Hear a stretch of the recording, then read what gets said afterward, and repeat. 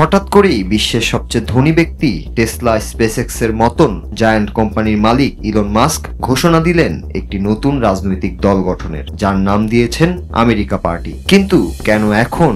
আর এই ঘোষণার পেছনে কি শুধুই স্বাধীনতা ফেরানো, নাকি এর পেছনে আছে ট্রাম্পের সাথে তীব্র রাজনৈতিক ও ব্যক্তিগত দ্বন্দ্বের গল্প? আজকের ভিডিওতে জানবো মাস্কের এই বড় পদক্ষেপের নেপথ্যের খবর এবং মার্কিন রাজনীতিতে এর সম্ভাব্য ঢেউ।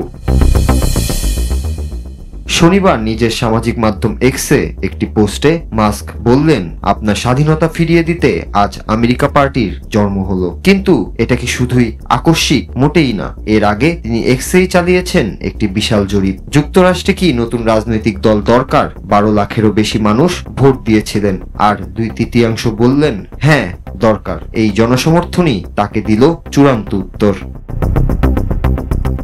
কিন্তু মাস্ক আর ট্রাম্প এরা তো একসময় ঘনিষ্ঠ মিত্র ছিলেন। মাস্ক ট্রাম্পের নির্বাচনী তহবিলে বড় অঙ্কের অর্থ দিয়েছিলেন, এমনকি ট্রাম্পের প্রশাসনে উচ্চ পদেও কাজ করেছিলেন। তাহলে বিরোধ কোথায়? মূল ফাটল ধরল সম্প্রতি পাশ হওয়া বিউটিফুল বিল নিয়ে। মাস্ক সোজাসাপটা বলেন, এই বিল যুক্তরাষ্ট্রকে দেউলিয়া করে দিবে। আর ট্রাম্পের পাল্টা জবাব, মাস্কের কোম্পানিগুলোর সরকারি ভর্তুকি বন্ধের হুমকি। এই টানাপোড়েনেই চূড়ান্ত রূপ নিল আমেরিকা পার্টি গঠনে।